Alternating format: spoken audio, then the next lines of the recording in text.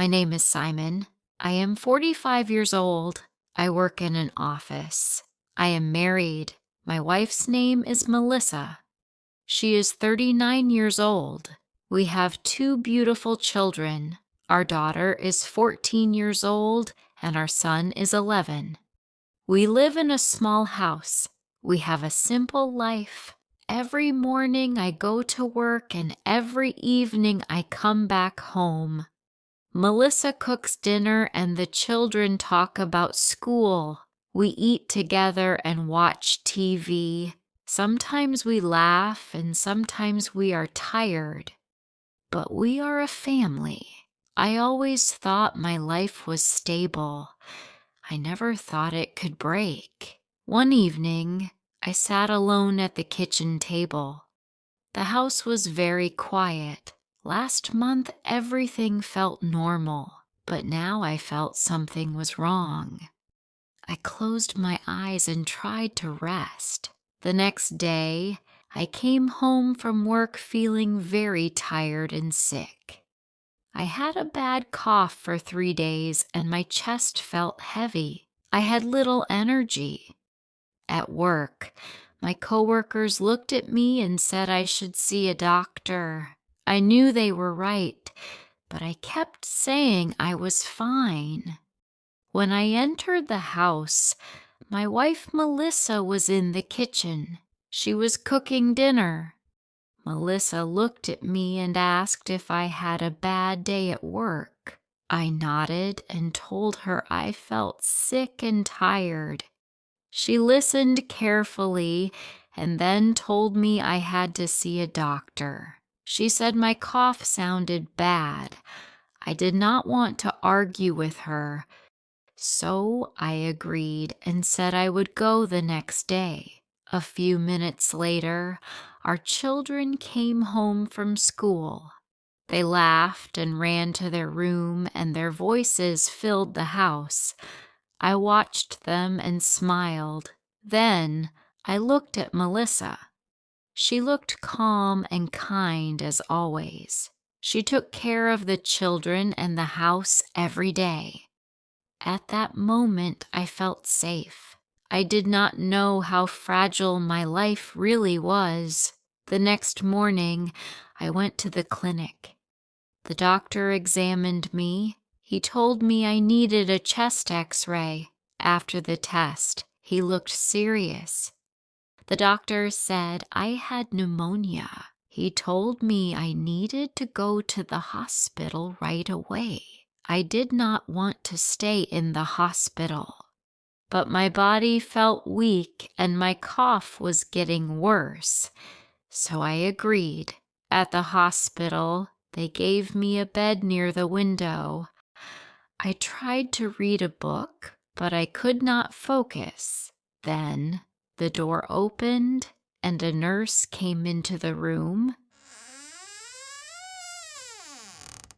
She called my name and I answered. Her name was Holly.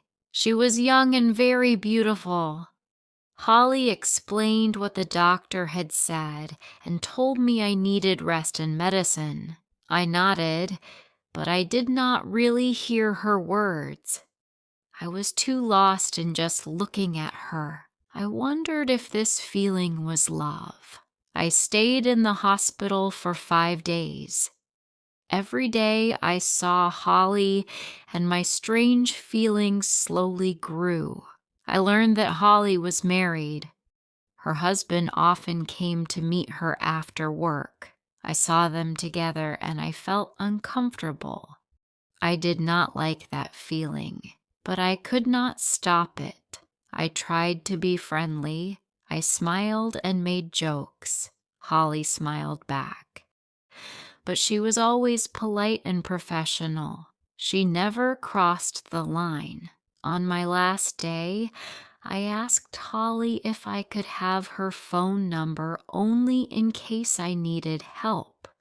She hesitated for a moment, then gave it to me. When I went home, my wife Melissa smiled and hugged me. The children were happy to see me. Everything looked normal, but inside my mind, I kept thinking about Holly. A week passed. I could not sleep well at night. My mind was full of thoughts about Holly. One evening, I made a mistake. I took my phone and called Holly. I said I needed some injections and asked if she could help me. Holly told me I could get them at the clinic, but I said I trusted only her and asked her to come. After a long pause, she agreed. I told her to come when my wife was out and the children were at school. When Holly arrived, I opened the door quickly. I did not think about my actions. I hugged her and kissed her. Holly was shocked. She pushed me away. She shouted and told me to stop. She asked what I was doing, but I did not listen. At that moment, the front door opened. My heart stopped. It was my wife, Melissa. She came home early because she was not feeling well. She saw everything. Melissa did not shout. She did not cry. She helped Holly fix her clothes and told her she could leave. After Holly left, Melissa looked at me. She said there was no need to explain.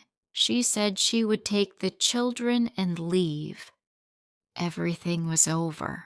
I wanted to speak, but she was already packing. I said nothing.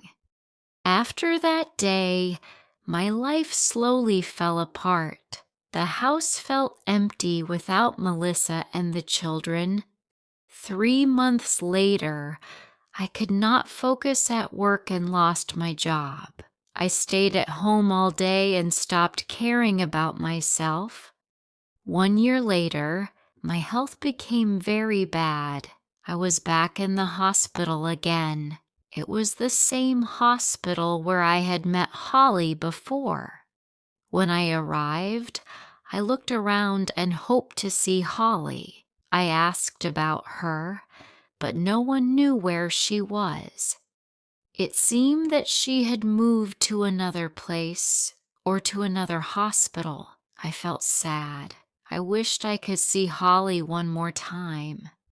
I stayed in bed for many days. The doctor told me that my condition was serious. I knew I did not have much time left. I knew I was dying. One night, I lay very still on the bed. I remembered my life before all the mistakes.